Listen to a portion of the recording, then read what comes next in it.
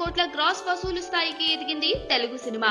అన్ని సినిమాలు బాహుబలి లాగా 50 కోట్లు కొల్లగొట్టలేకపోయినా ఓ పెద్ద సినిమాకు మంచి టాక్ వస్తే ఈజీగా 10 నుంచి 15 కోట్ల దాకా వసూలు వచ్చేస్తున్నాయి అక్కడ.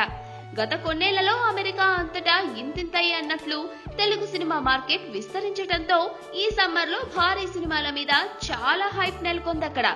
అయితే ఈ సమ్మర్ లో యుఎస్ బయ్యర్లకు ప్రేక్షకులకు షాకుల మీద షాకులు తగిలాయి. పవన్ కళ్యాణ్ సర్దార్ గబ్బర్ సింగ్, మహేష్ బాబు బ్రహ్మోత్సవం కొట్టిన దెబ్బలు అలాంటివి కాదు. తెలుగు రాష్ట్రాల్లో బ్లాక్ పోస్టర్ హిట్ అయిన సరైనోడు కూడా యుఎస్ లో సరిగ్గా ఆడలేదు. బంగారు బాతులా పెంచుకుంటున్న యుఎస్ మార్కెట్ ఈ సినిమాల దెబ్బకు ఒక్కసారిగా కుదేలైంది. బయ్యర్లైతే మామూలు షాక్ లో లేరు.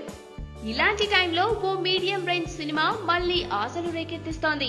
అదే ఆ క్లాస్ ఫ్యామిలీ ఎంటర్టైనర్లను ఇష్టపడే యుఎస్ ఆడియన్స్ టేస్ట్ కు తగ్గట్లుగా తెరకెక్కిన సినిమా ఇది. మామూలుగానే త్రివిక్రమ్ సినిమాలకు యుఎస్ లో మంచి మార్కెట్ ఉంది. అత్తారింటికి దారేది అక్కడ అనూహ్యమైన వసూళ్లు సాధించింది. Son of Satyamurthy divide talk తెచ్చుకున్న మిలియన్ మార్క్ దాటింది. ఇక ఆ మీద మంచి అంచనాలే ఉన్నాయి అక్కడ. స్టార్ హీరోల సినిమాల స్థాయిలో 130కి పైగా స్క్రీన్లలో ఈ చిత్రాన్ని రిలీజ్ చేస్తున్నారు.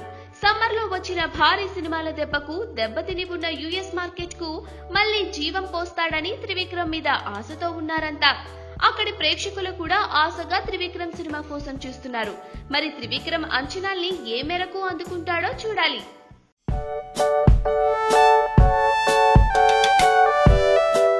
ఈ ఏడాది ఉన్నట్లుండి మళ్లీ అనువాదాల జోరు కనిపిస్తోంది. వరుస ఫ్లాపులతో సతమతమైన సూర్య 24 సినిమాతో చాన్నాళ్ల తర్వాత తెలుగు ప్రేక్షకులను మెప్పించాడు. ఈ సినిమా తమిళంలో కంటే తెలుగులోనే మంచి వసూళ్లు సాధించి సూపర్ హిట్ స్టేటస్ సంపాదించింది. తెలుగులో ఈ సినిమా 25 కోట్ల రూపాయల దాకా గ్రాస్ కలెక్ట్ చేసినట్లు అంచనా వేస్తున్నారు. ఇక ఈ సినిమా వచ్చిన వారానికి వచ్చిన బిచ్చగాడు ఈ ఏడాదిలోనే అత్యంత ఆశ్చర్యకరమైన హిట్ అని చెప్పాలి. ఈ సినిమా విడుదలవుతున్న సంగతే జనాలు పట్టించుకోలేదు, పెద్దగా పబ్లిసిటీ కూడా చేయలేదు. కానీ కేవలం మౌత్ టాక్ తో జనాల్లోకి వెళ్లిపోయిన బిచ్చగాడు ఆశ్చర్యకరమైన వసూళ్లతో దూసుకెళ్తోంది.